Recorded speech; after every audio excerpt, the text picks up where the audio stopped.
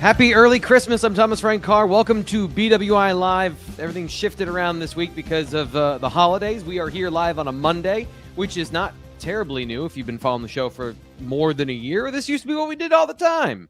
Here talking to you about Penn State football and their latest game, and it was a big one. They won their first round opening game against SMU. You know that if you're here, but, set the stage, set the tone for the show. We're going to be talking about that. That's going to be the bulk of the show. We've got a couple other things coming up on the show today as well, including some recruiting news from the weekend. Yeah, recruiting happened. There's always a way to get recruiting into the conversation. And, of course, Sean Fitz knows how that all works. We'll get to that in just 1 second. But Nate Bauer, Sean Fitz here on the show. Welcome. The holidays are here, and Nate, how is everything in your household? Are you prepared? Is Santa got his list and everything? Nope, not good. Not good. I got two kids. I got two kids here right now. So if I'm doing this a lot, it's to make sure that no one is dead in the living room. And the way that they're currently jumping off of furniture, it's a possibility. It's a non-zero chance of an injury. So that's not great. And then additionally, wife's gifts done. Got it done. Mm-hmm. Right. Way to go. Everyone else, I'm sorry, you're really out of luck. There's nothing for anyone else, including my children. So good luck, everybody else. Hey, Fitz, do you have a rosier picture to paint for us here on the show? Yeah, my kids can take care of themselves. They're fine. No, I was in Nate's. I was at Nate's house on Wednesday, and we do the post practice stuff, and his kids came home, and they were. I mean, I gave him the hardline Santa thing. I was like, the last 5 days are the most important. So like, you gotta shape up, or the paperwork does not get signed. So hopefully we got him going in the right direction. It's nice to see some parenting over there, but whatever. So no, I'm sorry, that's terrible. No, it's true. No, it's true. It's good here. I mean, everybody. What you'll get from me is like loud bangs in the background of stuff, and they'll be fine. They're 8 and 10 boys. They'll bounce back up. So, but perfect. We've gotten almost 3 minutes in. Penn State's got a national champion. Hey, anybody catch that yesterday? Penn State volleyball. Congratulations. That was awesome. Like, that was dominant. They struggled in the red zone a couple times, but it was really, really awesome to see that one come out because, of course, the story is unbelievable. But the actual game, like the Between the Lines game, they were dominant, man. And I'm not sure I saw that coming a couple months ago, but that's congratulations to that staff and that team. They were fantastic. So they deserve to lead our show today because they are national champs. Back on top where Penn State women's volleyball belongs. The transition from a legend from Russ Rose, sometimes that takes some time, but there was a time where they were an institution just like Penn State wrestling, and it feels like they're trending back towards that with some exciting things happening in that program. So, like you said, I think Fitz, you summed it up really well. Nate, did you have something to say there, or was that just? Yeah, we should watch. We should watch more women's sports, and that's the sport to watch of all the women's sports. That it is the most engrossing on television, right? And it's good there too. My niece is actually a big Penn State women's volleyball fan, so when they visit us, typically we end up going to a match or two, but there are different conversations for different days, but of all the things that it's like propel women's sports, to me, that is the one. It is highly entertaining. So good for them. We have a lot of stuff coming up on the show today. And in fact, we're going to have Nate participate in Fitz's recruiting update today. We're going to fold a couple things all together. It's going to be very exciting, Nate. Don't go anywhere.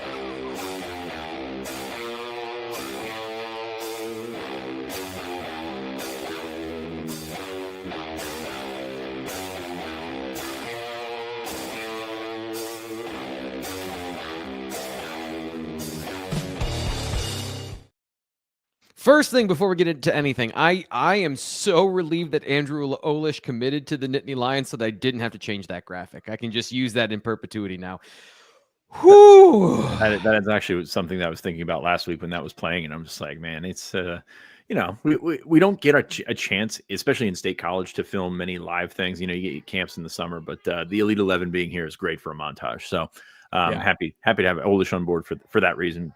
primarily, I guess, because it would be kind of like there would be an awkward phase, and then like 2 or 3 years from now, everyone would be like, who's that guy? And then it'd be fine. But the awkward in between is always the worst. You didn't want like a bubble over top of his face, just phasing out his face. Blur that part of the section of the video out as he runs down the field. Yeah, that'd be something that we'd have to do. Speaking of the awkward transition, Beau Pribula is now in the transfer portal. He's out of the portal, and he is committed to Missouri. So I just wanted to get your reaction, both of you, in terms of the storyline here. And Fitz, I think this fits neatly into the recruiting conversation. But Nate, I wanted to get your initial thoughts. Beau Pribula to Missouri out of the transfer portal last night. Yeah, I've seen some numbers floating around that I don't think are accurate in terms of the market for him and what he would command. Like the issue for a lot of teams, and this is not specific to Beau, but it's just kind of where my head's at, is there is a finite pot, right? And so yeah, there are going to be a couple of teams out there that don't, right? The New York Yankees. Of college football. Dodgers, yeah, sure. But because of that, Penn State, there are certain things that Penn State can't afford. I think that Beau Pribula, obviously if Drew Aller leaves after the season or left after the season, it would be a totally different story, right? He would have stayed. Penn State would have spent on him to stay, right? You could have had all of that, but the backside of it is when you can't afford that, it means that you can hit the open market, and competent, qualified, experienced quarterbacks are obviously in command in the transfer portal, and that's what Missouri just got in him. I'm not familiar. Fitz, maybe you, T. Frank, is he walking into a starting job? Is that the assumption? That's the assumption. Brady Cook's done after this year, and then it kind of opens up. They had I believe a true freshman transfer. He was a 2024 kid transfer out as well. So that has opened up quite a bit. And beyond Cook, there wasn't anything. If you saw when he got hurt this year, Missouri was scoring single digits pretty repeatedly. So I think that it's going to be a good spot for him. It was one of the ones that I earmarked coming out, just like, not just because of that, because he also shares representation with Matt Zollers. So like there's some prior connections there. I believe Missouri was the first place that he visited. Iowa got a visit. UCF got a visit. Ole Miss got a visit. And, I don't know the ins and outs of what Missouri's offense looks like, but that's an engaging situation right there. It's a good fit. And, just the basics I know of, like a lot of boot action, a lot of mobility in the quarterback that isn't just based around the run game, but having a quarterback that can be dynamic and provide that read option ability on top of just general athleticism at the position is something they really they covet. They have that outside zone system where you can put stress on a defense laterally, and that's a big part of it. So, I think you talk about the relationship there, and I think it's a neat fit when you look at Matt Zollers, Penn State commit, Penn State situation. Penn State has gone up against Missouri a couple of times in recruiting, and not that I think it means anything, but the storyline there at least has some sort of there's a thread that runs through this, Fitz. Yeah, I mean, you look at how much or how active agents are in this free agency period of the portal right now, and there's connections that are being used, and there's being leveraged, and all these kinds of things. And I mean, it's the reason Beau's not with the team right now, right? I mean, you look at how all this stuff works. Does he have a spot at Missouri on January 4th or whatever? No, he doesn't. So that's why you saw him go into the portal, and it sucks. It is what it is, but he's would have found himself in a different spot, I think. And I mean, I think it's worth the trade. Like, I hate saying that, but I think it is worth the trade for Beau. And it is the time to make the decision for himself. So I have no qualms about that. It's just, it's an unfortunate byproduct of the calendar. And that's something we've been talking about for the last couple of weeks here. So, I mean, it's, you found a good fit. You found a Power 5 or Power 4 SEC fit. Like, that's where I figured he would end up. And to be honest with you, like, it's really indicative of the quarterback market. You've got a lot of guys that went somewhere, started, and maybe had to back out. Like Jackson Arnold, like, was the guy at Oklahoma until he wasn't. And, is he back down trending back down? You've got a bunch of those guys, but you've got Beau, whose tape is as a promising backup, a guy that came in, won a game against Wisconsin.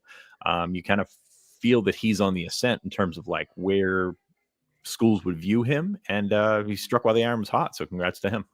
Yeah. I thought it was an interesting dynamic in the conversation. I think I mentioned this on Thursday, or it was on the Tailgate show.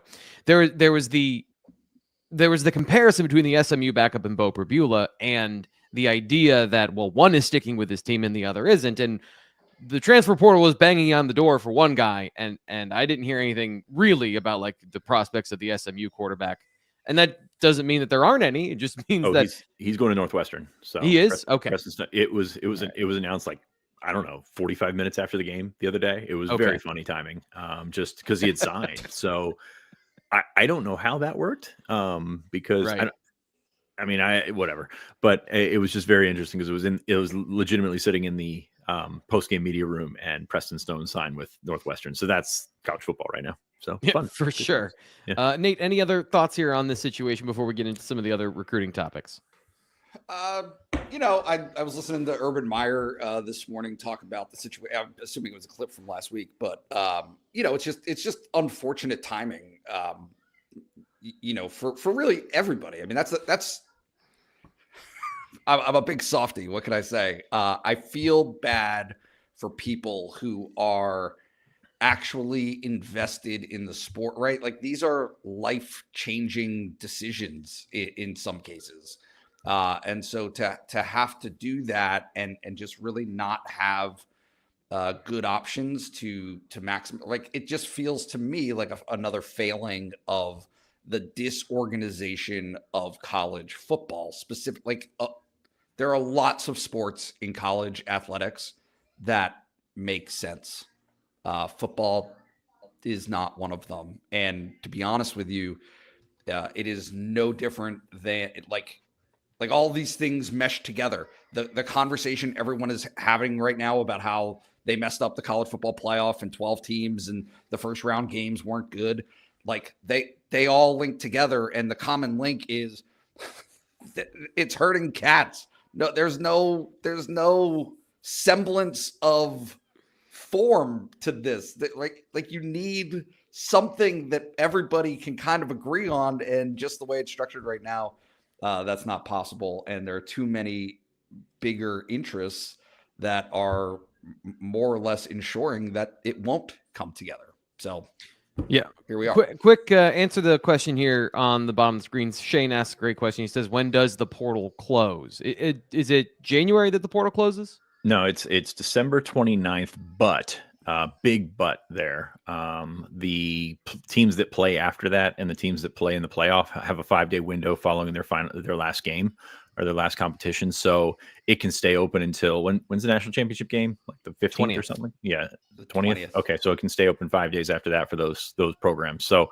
you're looking at sort of a wavy timeline there. But the 29th is the day that, if you're not playing or anything like that, that's the day that it closes. Now there will start being visits early in January, once again for transfers, potential transfers. The window on that closed yesterday. So Penn State did have one guy in before the buzzer there, but no, it's going to be guys that can still go in over Christmas, and you're going to see bowl games. I don't have the bowl schedule in front of me, but you're going to see bowl games happen, and then programs lose some guys because of that. So what you're looking at now in terms of the portal is a good chunk of what you'll see, but it's also not everything. So there will be more guys that go in, and Penn State's watching guys that can potentially go in still.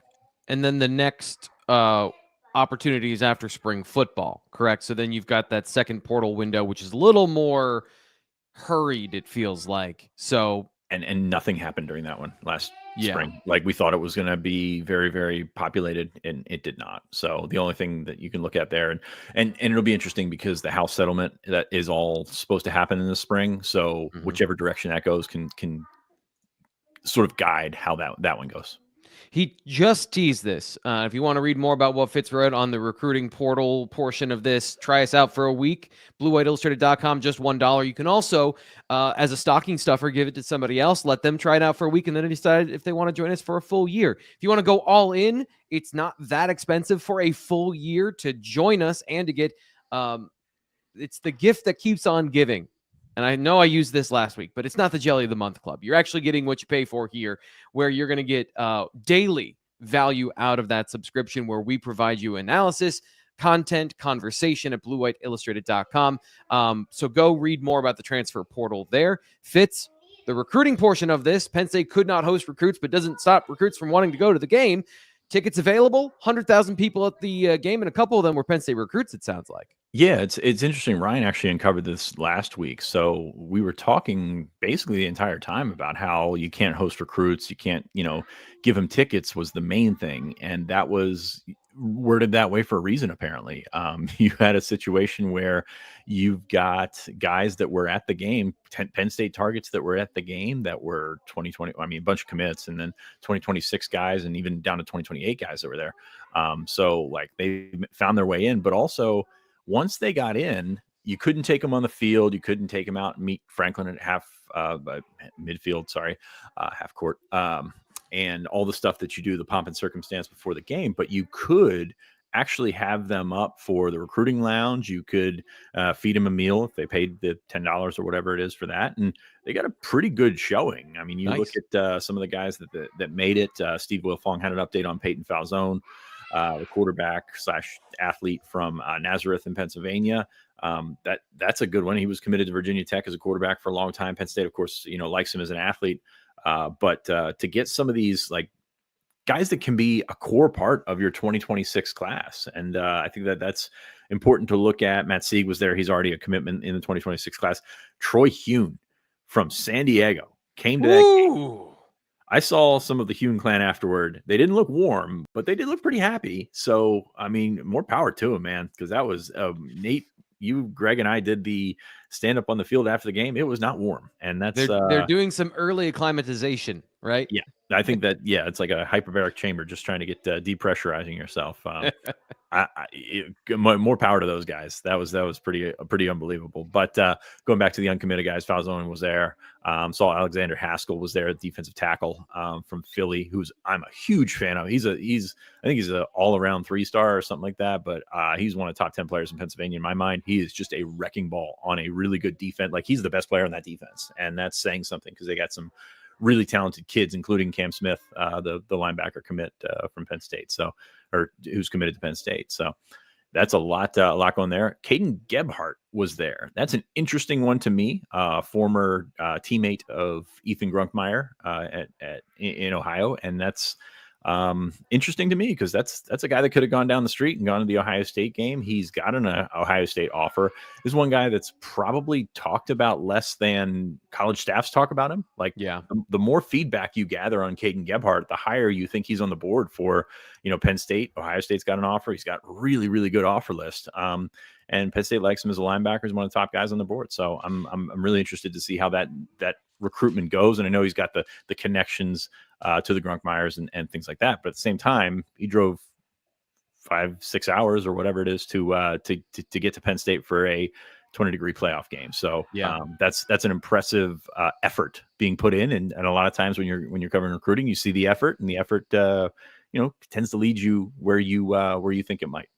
Effort kind of matches the interest, I think, is what you're saying there. And the interesting thing is he's a linebacker, but is he a hybrid player? I haven't had a chance to check him out too much. Is he, because both teams, Ohio State, Penn State, both looking for those hybrid players that can play around the box, but also be great in coverage. Yeah, he's a hybrid guy. Probably I would consider him a Sam. He's a little under 6'1", but he's a 4'5" kid. Like, he's a really, really athletic kid. Penn State had him work out at safety and then sort of changed it to linebacker, came in, work with Dan Connor, work with Tom Allen. But I would suffice to say privately, but like they pulled him aside and worked him out and then offered him at camp. So that's a guy they like a lot as one of those hybrid rover type guys, I guess, jacks, whatever you want to call him. So he's got a lot of skill. He's got a really, really good skill set. And just by looking at him, you don't think much. I mean, he's, like I said, 6'1", maybe 200 pounds, something like that. But he's a heck of a football player. So we mentioned earlier in the show, I wanted to get a gauge for these guys and their readiness for Christmas. I wanted to show you my readiness for Christmas because people have asked, "Hey, how's that project going?" with all of the advancement in the college football playoff with the Big Ten championship game. So for those that don't know, my wife asked for, hey, we've been doing some DIY, some renovation. We put in new stairs, and then the banister didn't match the stairs. So she just wanted for Christmas a new handrail. I said, well, I'm going to redo the floor too. And so here's what she has right now, 2 days before Christmas. It's going great, guys. If you're listening to the podcast, check out the video here on YouTube so you can see the fact that it's a barren wasteland. There's nothing put in. So don't be like me. If you need a last-minute Christmas present or you need something to make up for what you've done, like leaving a construction site at Christmas for your wife, check out Rothrock Wood Project because they have amazing stuff that can make up the difference. My wife also wants a table. She wants a new dining table. We're going to be looking at this stuff as well. Maybe not right now because of the massive project that I gave myself and the headache, but it's absolutely on the list. And here's the thing I love about Rothrock Wood Project is they're local, they are sustainable, and they do amazing work. Wanted to show you some of the stuff that they have on their social media as well. And you get a 10% discount if you order something between now and Christmas. Now that is a short time frame and a short window. But if you're impulsive like me and you want to do that, you can have amazing furniture that looks beautiful in your home. And the coolest thing that I think is that they know exactly where the trees come from. They don't buy this stuff off the internet. They don't source this from a big lumber company. These are trees from Center County. So if you love this area the way that we do here, and you have the opportunity to buy one of these tables, you could own a piece of State College. And they'll do an amazing job. They can do a bunch of different things. This is walnut, which is, if you know anything about wood, that is amazing. Beautiful wood. And you can do a bunch of great stuff with it, including making Penn State themed things. You have a Penn State bar. You want a Penn State bar with epoxy, the Penn State blue. They can make all that stuff for you. And like I said, 10% off when you use the promo code BLUE-WHITE-10. Let me make sure I got that correct. BLUE-WHITE-10 for 10% off between now and Christmas. And if you live locally, they're doing porch drop-offs for you. And if you need something to say, I'm sorry, get a charcuterie board. It's like really nice stuff. And Nate, unmute yourself here because I need to ask you a question. How was Anti-Fragile on Friday? Because I was going to try and make it out, and I was getting ready for Saturday. I didn't have the ability to, but I know that you were out there on Friday. Yeah, you gotta take a minute for yourself, and so that's what I did, and my wife was very appreciative of that. And actually, she joined me. Fitz was there, the whole gang. It is our spot at this point. We enjoy going there because it does not feel impersonal. It feels very personal. Like the gang is all there. Erica is our bartender. She always takes care of us. But it's got the best beer in State College. So, a couple of beers, a couple of different hazy options. The hazy IPAs. There was an Imperial Stout that I tried on Friday afternoon that Fitz connected the dots as to why I didn't remember clearly some of the rest of Friday night. That's another story for another time. Yeah, in any case, it is great beer. They've got cheesesteaks outside at Uncle John's, and really just a delight to have partnered with them throughout this football season. And I believe you've got the information that they are sticking with us after the football season. So yes, wonderful to have them support us, and hopefully we support them. I am certain, based on you guys have my been doing a great job and Fitz's, that the relationship has been very reciprocal. So hopefully we can keep that going for them moving forward. Yeah, and we're going to be doing some stuff in person, not just hanging out and having beers. We got some plans for the future, so stay tuned on that with Anti-Fragile. Fitz, I apologize that we couldn't get your thoughts on Anti-Fragile, but we do have a bunch of things going on today, including the reality that Penn State is a favorite in the bowl game coming up this week. And if you are banking on going to a playoff game, here's the thing. This whole situation, this whole way all of this is done has changed. And so it used to be you went to one bowl game, right? People can afford maybe to go to this game, this playoff game, if you could drive to it at Beaver Stadium. But that's not the case for everybody. And maybe you can't swing going to the Fiesta Bowl if you want to go to the next game if Penn State wins. Well, that's kind of the vibe that everyone's been giving collegiate athletic travel. So they're not doing a package for this upcoming bowl game, but they are doing one for the Orange Bowl. So if Penn State, if they advance on past Boise State, and again, they're the favorite going into this game, you can be part of the action with an all-inclusive bowl game travel package to sunny Florida for the Orange Bowl with Collegiate Athletic Travel, the national leader in sports fan travel for over 50 years in partnership with Center for Travel, your state college-based go-to companies for Penn State bowl trips. You're going to have a seaside hotel. That's awesome. They're going to take care of your tickets. They're going to have some special guests who might be on the screen or might not be on the screen. You're going to have some people to travel with, all Penn State fans on the charter flight from select Pennsylvania cities, all under the eye of Collegiate Athletic Travel's seasoned event staff, always on hand to make your bowl game travel memorable and carefree. Pay for the trip you want to have, not just a trip to go to the place. That is, to me, like the most important thing. Did you have a good time? Because my wife went to the Rose Bowl with her family when it was Penn State and Utah, and they drove 12 straight hours in the back of the car, and she can't eat gluten. So she didn't eat for basically 24 hours, came back sick. Don't have that travel. Travel in style.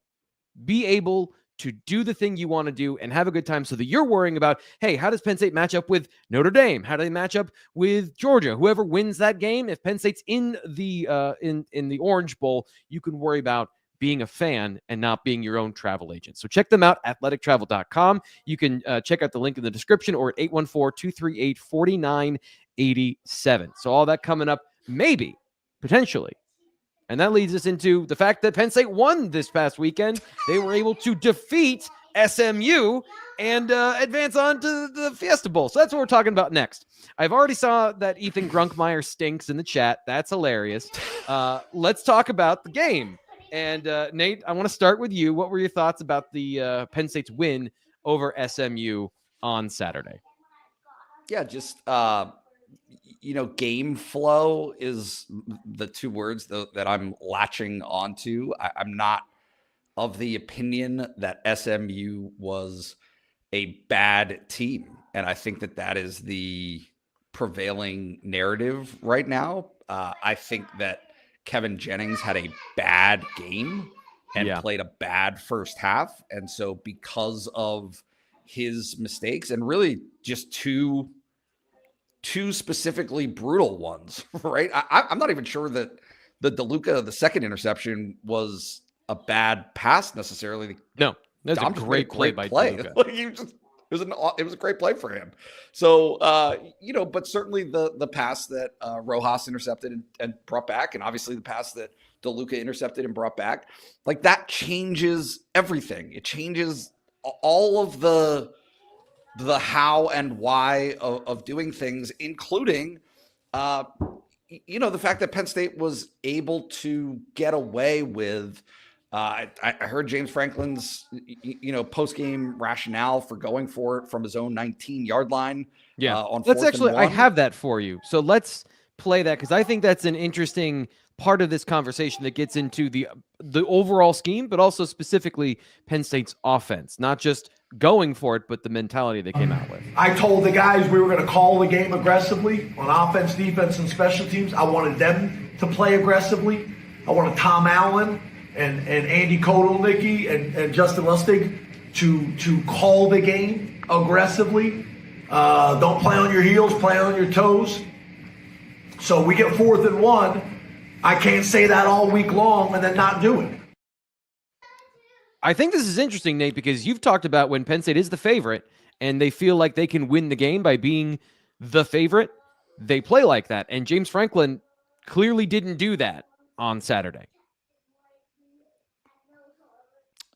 No, I do. I think it is an important caveat on top of that he's not going to mention, but is important nonetheless, which is Riley Thompson's punting to that point in the game wasn't great.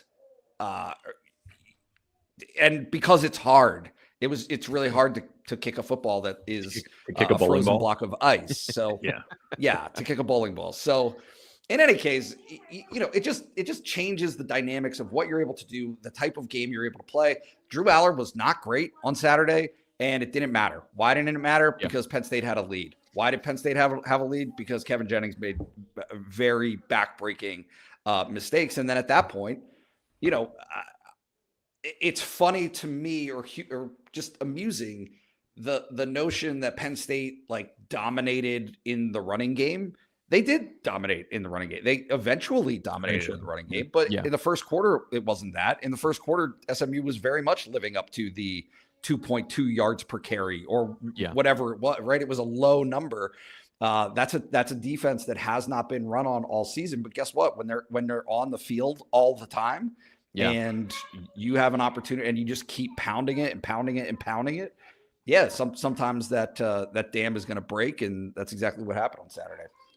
Part of that was, I think the message, Andy Kotelnicki got the message in terms of what James Franklin wanted. I'm trying to find the number because I had it. The number of passes in the first quarter, I think it was like 12 of 16 of plays in the first quarter. Yeah, 12 of the first 16 plays in the first quarter were passes. So that tells you something in terms of what the plan was coming out, and then how Penn State once again pivoted to the run game once they realized, oh, we're just going to run the ball. Fitz, what did you think of the game? Step back from that a second. I want to get your initial thoughts of the game, then we'll get into some of the details on offense and defense. Yeah, I mean, you look at Katron's final touchdown, it's pretty indicative of how the conditions played into this. Venga was his lead blocker. Venga didn't block anybody because he was looking for someone to maul.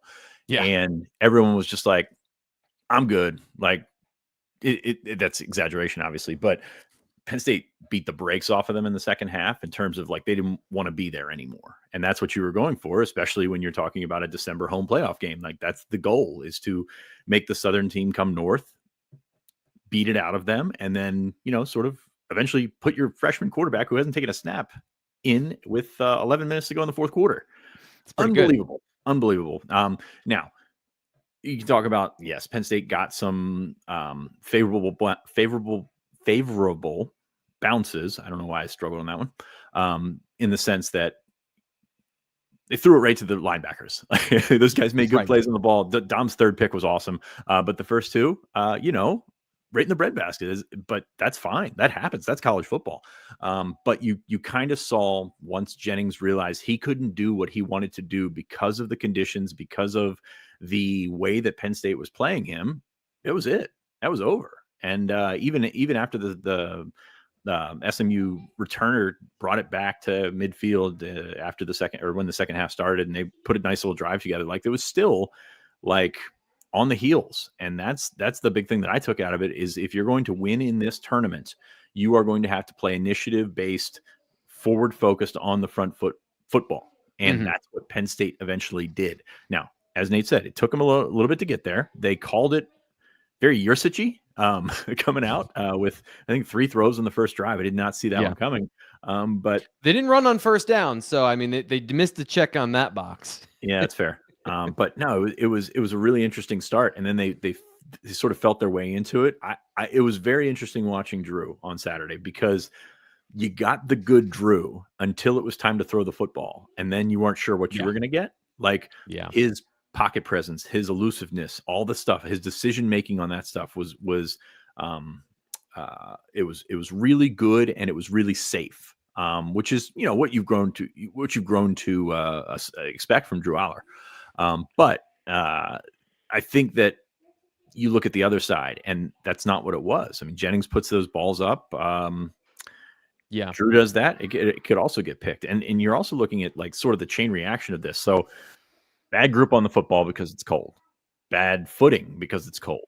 And then you've got receivers with seemingly hands that are not as loosened up as they usually are. That can get tipped. That can go somewhere and get picked. Ethan Grunkmeyer's ball did that with Trey Wallace. Like, there's a chain of events the conditions sort of dictate.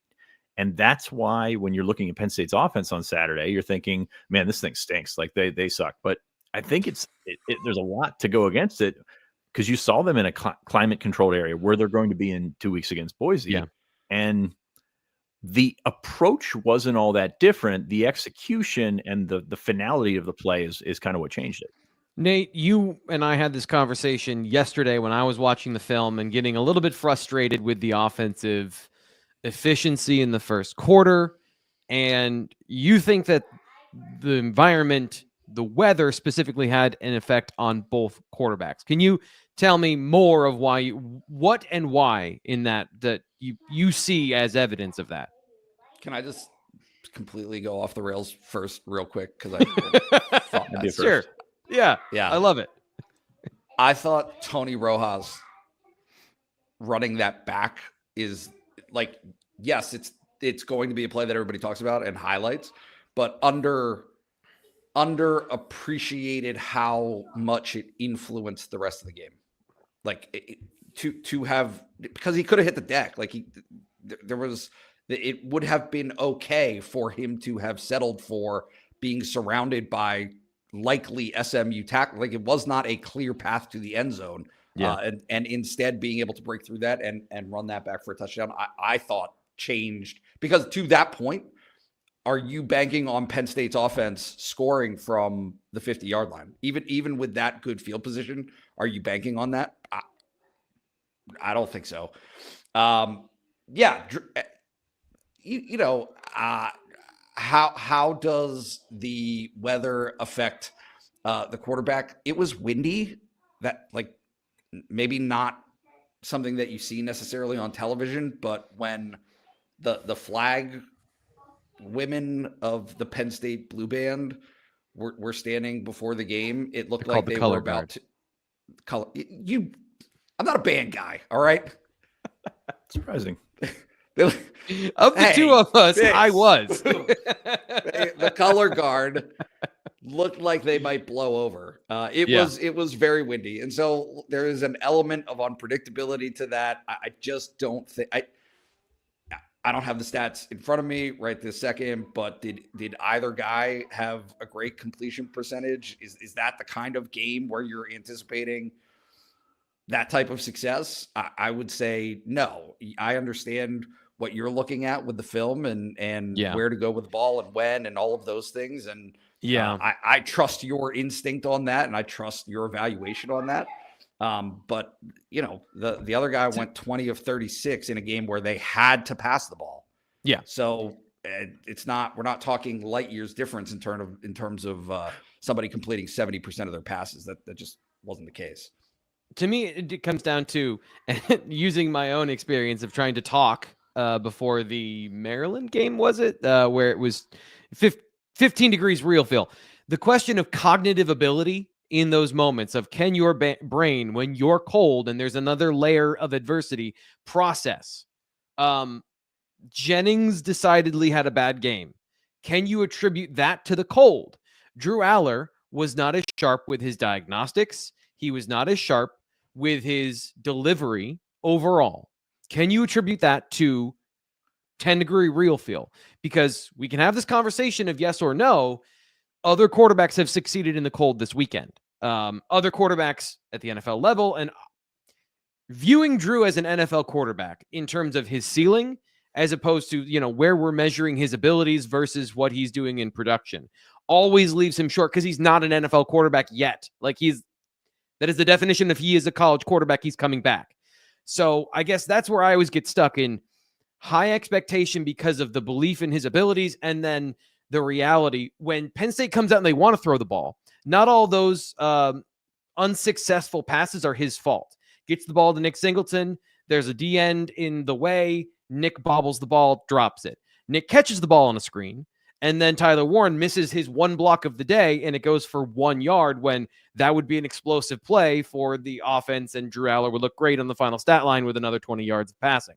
So there's multiple layers to this, but I guess that's what I've been fighting with of the offense, and the head coach came out aggressive. We want to throw the ball. Andy Kotelnicki dialed up at least 3 shot plays in that first quarter, and they did not complete any of them. And so the results say one thing, and then the environment, I guess that's what I'm trying to ask you guys, because I can get too wrapped up in the film and not have the perspective that you guys have of being there, the environment, and how like all these things actually play a factor. Because you just like it's sterile. It is unforgiving on this side. And I don't want to be unfair in that analysis of the game when the other quarterback, as you guys mentioned, gave the game away. gave Penn State a win, as you mentioned, Nate, that they go up by 14, and then they don't have to be aggressive anymore. They can just lean on the run game, and they can put the game away that way. So I guess it fits. Do you think that presents a realistic picture of the effect of the quarterbacks in that environment? Yeah, I think so, because you look at you saw the obvious downside with Kevin Jennings, like doing that stuff, trying to make the plays and trying to throw it long, like not necessarily down the field, but make longer throws. And I think Penn State decided pretty quickly that, hey, the number of percentage points you're losing on a possibility scale of this ball needs to go 40 yards in the air for a 15-yard completion or whatever it is, like that's going to go down in the cold, like just because of all the elements you saw. I mean, you saw the kicking game where balls just stopped in the air, like, and it's a different spin and all that kind of stuff. I give you that, but like your chances to be successful on throwing balls that far, and you saw, I think, with an out route to Trey Wallace in the first quarter, like those longer throws, even though they're not pushing it down the field to Amari Evans, are going to be less successful in that atmosphere. A lot of it has to do with the wind, but the cold does have something to do with it. The grip has something to do, all that stuff sort of lingers together. So I think that's what Penn State saw, and Penn State was like, okay, well, just keep it close to the line of scrimmage. Tyler Warren tried to kill Nick Singleton with a pass, but he threw it through the wind and almost threw Nick. That was very funny. But no, it's one of those things where it's like you have to adjust, and it's kind of unfortunate it took that long to adjust. But when you have 2 pick sixes, you don't have possessions, so you got going. They had 4 straight scoring drives. Once they got into a groove, they were perfectly fine, but they had to find that groove. And you would hope as the season continues and the level of competition continues to step up, you find that groove a little bit sooner. That's my criticism right there is you got to figure that out from the jump. Obviously, you love your scripts. Everybody loves their scripts. But that's kind of how that works. I will say the one thing about what you said earlier, there were quarterbacks successful in the cold this weekend. And I think you're thinking Will Howard. Will Howard's throwing to open receivers. Penn State's receivers still struggle to find that space, really. And hey, Tyler Warren had 3 catches and Penn State scored 38 points. That's pretty freaking phenomenal, considering what they've been all year. But yeah, the receivers need to continue to figure out how to create that space, because when you're talking about anticipating, when you're talking about making that throws, those windows are not the same when it's 20 degrees and windy out, because you don't have that area of missing. Because when you miss high and it's that cold and that's that windy, guess what? The ball bounces off your hands up into the air and it goes the other direction. So that's my take on that. I'm not as worried, as alarmed about the offense. I would like them to find their footing a little bit earlier. But at the same time, like, you came out and you did what you had to do. You adjusted to what you had to do, and then you became aggressive. And then that offensive line really took over. And hey, I don't want to call it a career resurgence, but Katron the last couple of weeks has been a different player, and he's actually been a difference maker. Yeah, absolutely. So again, some of the things that went into the run game are interesting in the way that the perception of the SMU defense. There were people on Twitter, on the message board. Everyone wants a Ryan was right graphic because he came out on Thursday and said that it's a hollow stat. The D line for SMU. I know. I'm just like trying not to get us flagged on too many videos. The SMU defensive line played well the whole game for the most part. But when you add on 2 tight ends, you're adding new gaps and you're not adding new defensive linemen out there. I thought Andy Kotelnicki's pivot to how they got athletes in space, which was the plan. Get your big athletes on their 225-pound linebackers and their safeties. I thought they did that. They found ways to do that exceptionally well. So both things to me were true. The SMU defense, as we said, like, they are good, but they are beatable. Both of those things were true on Saturday, and that's why it took a little bit of time for Penn State to get their running game going. And then, of course, if you saw any of our social media, Tyler Warren is a big part of why they were able to do that. Khalil Dinkins was as well, by the way. Before we get any further, I do want to talk a little bit more about the defense. We haven't even mentioned Abdul Carter or the defensive line, which to me was the whole game. They made that game a non-factor to me, Fitz. Like, the way the defensive line played from the beginning of the game basically ended the game before it even started. Do you agree with that, or was the defense, were there opportunities that SMU just missed? I mean, you look absolutely opportunities were missed. You think about that first drive, that fourth down call, a really good call, play action going to, again, Nate Hipner, who I think is going to be a pro tight end. Jennings throws it behind him. Zakee Wheatley gets in there, breaks it up. I mean, I don't want to say that changes the entire game, but 7-0 SMU looks a lot different than 21-0 Penn State, as it turned out. So, yes, absolute missed opportunities there. Absolute, just like you really get the sense of what Penn State wants to do. And hey, every team wants to be up 21-0, but when they're up 21-0, how dangerous is that front four? And then, hey, you need a graphic for the chat was right here, because last week we talked about Abdul Carter as a spy, and Penn State deployed that a few times. It wasn't a full-time spy or anything like that, but on third downs, you had Abdul Carter, standing in front of Jennings, waiting for him to take off, and Jennings saw that. Like, there was no that affected him. That, and again, it's not an Oklahoma drill. It's not a situation where you're trying to beat a guy one-on-one. But if you've got the best defensive player in college football in front of you, you're not going to want to run toward him, and that's a little, just free coaching advice. Yeah, it's free coaching advice. We'll say that. So yeah, I think they did a really nice job. They came out. It was, Penn State got a stop on first down, the first play of the game for SMU, and they went to the student section to celebrate. And by the time they realized what was going on, SMU's lining up for tempo, and it's like, guys, you're one play into the game. Let's not celebrate the win here yet. Right. So like they were on the heels from the start, but they dug in. I mean, the pick six is obviously Dom DeLuca. You can't say enough about that kid and the effort that he put into it. There's something to be said for right place, right time, but there's also something to be said for putting yourself in that place at the right time. And Dom DeLuca certainly did that. Tony Rojas was fantastic. I mean, the linebacker group that we have, I would say, much maligned this year because their play has been warranted criticism. Has warranted criticism. They were fantastic. So I'm anxious to see that continue to go. Tony Rojas, you saw the shades of the player that we think he is, and with a couple of weeks off of that shoulder, I think it really helped him out. He was all over the place, and that was his kind of game too, right? So that's his kind of game where he is an athlete in space. And I broke down that interception and how that was great team defense by Kobe King and by Tony Rojas. So it's not just that they got the ball thrown to them; they forced the situation for Jennings to make that mistake. Correct. And then that was a really fun one to watch. But when you run three receivers, spread, like that's his game, right? And when you see a game like this with an opponent like that that's not used to playing in these conditions, and the turf looked brownish, and it was, hey, it's December in State College. It's going to be, Penn State's got the best turf grass program in the country, but it's going to be a tough track to play on.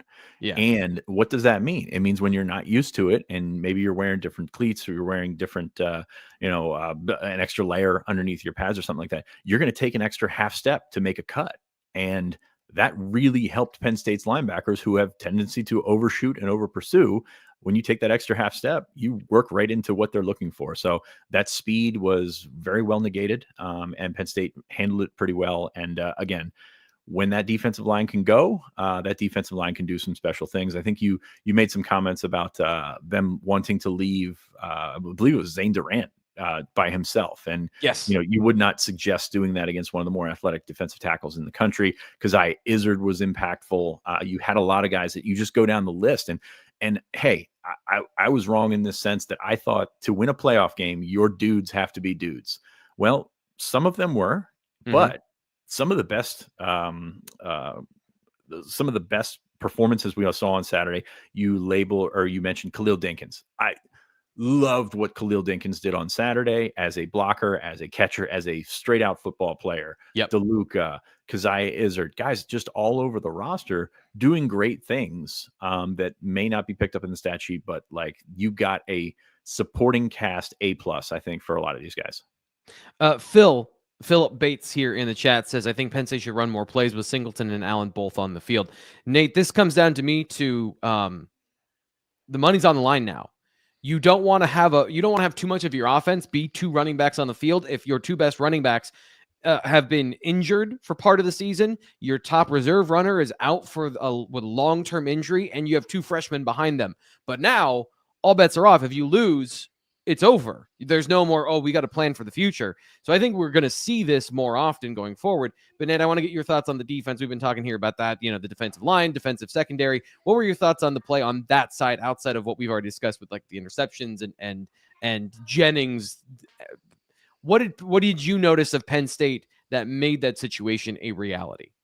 They frequently stop the run on first down and or put them anytime that they put SMU in bad down and distance situations.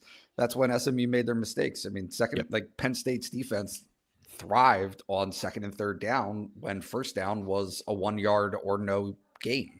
That just was kind of the consistency. And then to be honest with you, I just, by the second half, it felt to me like you could throw out all of the normal stuff. It just stopped being a normal game. SMU was so one-dimensional. They had to be so one-dimensional at that point. All of those things played into the things that Penn State does best in the first place, right? When Penn State's defense is, I'm thinking of Southern Cal. I'm thinking of the first half against Oregon. There have been games where, whether it's Tom Allen or the players themselves, they're just completely out of sorts because you don't know what's coming.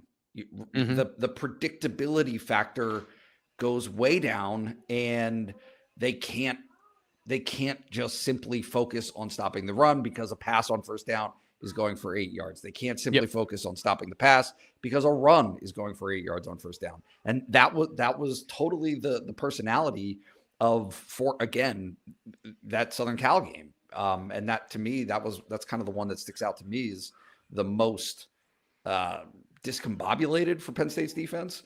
When SMU goes into a 28-0 hole, all of those elements go out the window. They just they can't play. They schematically, they were backed into a corner in the second quarter by down. And that I wrote about that in my Sunday film study, that you can't run the ball, as you pointed out. They tried 4 or 5 different concepts, 3 of which Penn State has not seen this year. It didn't matter.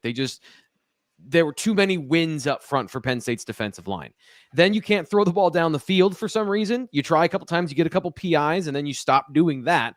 Well, I'll tell you why, because every time they were in the pocket, the quarterback was under pressure and was throwing the ball to the other team. So what does that leave you? Where does that literally leave you to run or throw? And so it became highly predictable. Oh, shoot, Fitz, I was definitely going to ask you something. I was going to pivot off of that, and it just went straight out of my head. I think you were going to ask me about Steven's comment about Ryan Barker's kick that was, I believe, a 40-yarder that just cleared the goalpost.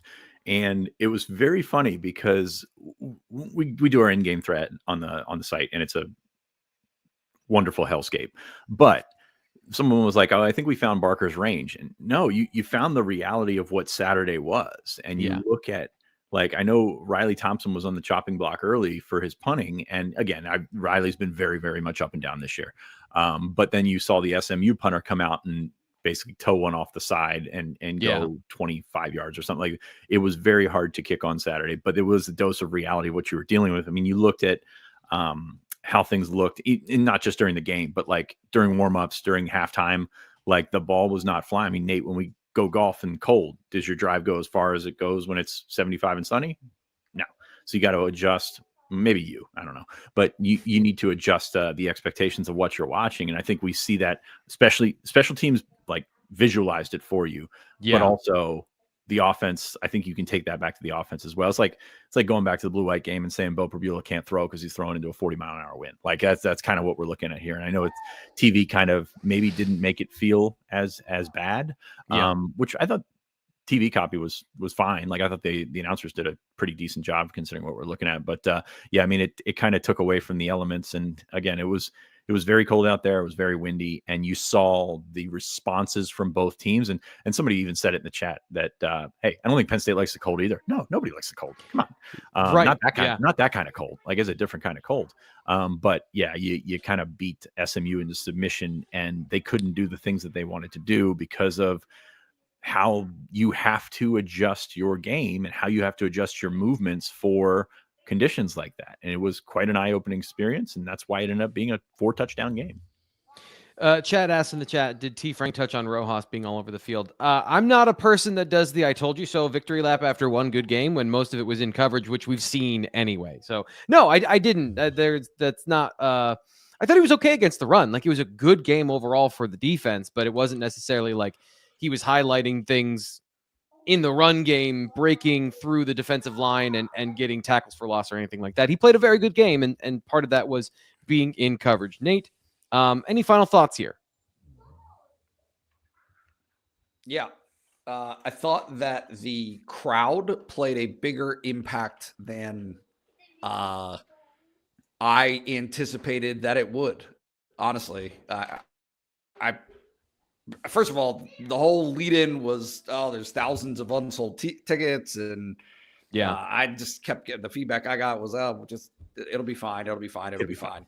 And then game time came, and guess what? It was fine. And not only was it fine, but they brought it, and I think that it absolutely played a role and had an impact. I mean, Rhett Lashley said that it played a role and that it played an impact on their offense specifically. The buildup to those third downs that I'm talking about creates that moment. And so the fans, I did think, it's real. It is real. The other thing that I think is maybe important and feels like a cop-out, I get it. You're going to crush me for this, but very plainly to me, everyone was like out of their minds at the start of that game, right? This was an unfamiliar new thing. I thought that a bunch of the playoff teams and playoff games in general had that vibe to them of a blitz at the beginning of the game, right? And so I thought that there was certain instability that Penn State experienced, and obviously SMU experienced, that, I'm not sure if I'm going to call it a 1-for-1 trade, but of the teams that have had 3 weeks off or 2 weeks off versus the team that just played this week, you would think for this upcoming game that Penn State has maybe a little bit of an edge in terms of shaking rust off, like being more prepared for that moment, being more acclimated to it. Fitz, final thoughts here on the show. I think it was great. Like, the crowd was unbelievable. I can't get over last week. Just there's so much more interest for some people in the administrative side of it, and basically the administrative failings, like potential failings of it, than the actual football. Like, I don't know what we're doing here, man. Like, that's it was very. I mean, you as a football guy, me as a football guy, Nate as an administrative guy, maybe was able to handle those conversations a little bit better. But it's just like the lack of interest on the actual field was baffling. At least on our message board. And that's not a full scope of the Penn State fandom. It is a scope of the best Penn State fans on the web, by the way. You can join us for just $1 anytime you want. No, it was a lot of fun, and for the home field advantage, for all the hopes that you could hope for. We were talking in the tailgate beforehand. By the way, my guy Seltz, Nate, Seltz, T-Frank, I'm not sure you met him, engaged on Saturday at the tailgate. Not actually at the tailgate, but a big part of our tailgate is Seltz. And congratulations to him and Anne-Marie. It's awesome to see that. And I hope I'm at liberty to share that. It's out there now. Yeah, it's out there now. But like we were talking, it's like, hey, how do you think this is going to go? And I'm like, well, I'd like to see a blowout because it's possible, but you kind of talk yourself into the other stuff of like, hey, this is a great team. And then you got the ideal outcome. You got the blowout. You got the ability to, if you were going to beat traffic, this was a game you could do it. Like, that's not supposed to happen in a postseason tournament. And you really got everything that you could have wanted if you're a Penn State fan. Maybe the thermostat would have been a little bit higher by choice, but hey, heck of a fun Saturday, heck of a full house, heck of a crowd. And it mattered. All that stuff that we weren't sure how much we would overrate it leading up to the game. We did not. The crowd, the weather, the difference in styles, the difference in physicality, all came out with a Penn State 38-10 win. I think that the reality of the situation played out with the crowd and with the tact. It was all merged together because SMU, I think a year ago, they were an AAC team, not an ACC team. So they've done their best to build that program as quickly as possible. But when they mentioned on the broadcast, their stadium seats 30,000 people. So your offensive and defensive line, they're better than they were a year ago, but they're still not to the level and to the long-standing development that Penn State has had, that advantage. These are the advantages of being in a Power 5 conference and having this institutional stability and growth over time. Going back now, obviously, for Penn State, 40-some years. And I know SMU was there at one point, but they haven't been there in a very long time. So that plays out in the reaction to the cold, to the crowd, and the tactics on the field. And can we highlight the 4D chess of James Franklin not allowing the SMU private jets to land at the airport? I think he's trying to go for donations for a longer runway via other avenues. So maybe that was it. Maybe it was getting the donors from SMU to donate to get a larger airport for the next time around. That's a good point. Last thing here from the chat. Stephen Light says, Merry Christmas, Happy Holidays to all. Thanks for all the great coverage. Thank you for always being here. He's a great example of somebody who started as a person on this YouTube show that was a regular contributor and is now a regular contributor at BlueWhiteIllustrated.com. Always appreciate the people that support us. We literally cannot do this without you. I would not have a job without you guys enjoying this show so much. Thank you so much. AI is now contributing to our show. After everything that we've said about AI over the years, appreciate AI being here and supporting the show as well. No comment there, but just wanted to make sure people who are kind to us are acknowledged here. Merry Christmas to everybody who celebrates Christmas. Merry holidays to everyone who celebrates other holidays at this time of the year. I am largely ignorant of all of those things, dates and times. I just want everyone to be happy. We will be off for the next 3 days, Tuesday, Wednesday, Thursday. We won't have any shows here on the YouTube channel. We'll be back on Friday, though, with our recruiting show to discuss what's going on with Penn State recruiting and, of course, give you a preview of the game coming up with Boise State on New Year's Eve. Stay tuned for James Franklin's press conference, which is happening in less than an hour. We'll have that for you here on the YouTube channel as well. What did I miss, Fitz? It's Al. It's not AI. So it's AI. It's Al. Fine. It's Al. But it was funnier when it was AI. I'm going to stick with AI. No, it's funnier that it actually is Al. So we appreciate Al. We appreciate all you guys. And again, echoing what T. Frank said, Merry Christmas, Happy Holidays to everyone. I hope this week is wonderful for everyone. And with that, we'll be back later. Merry Christmas.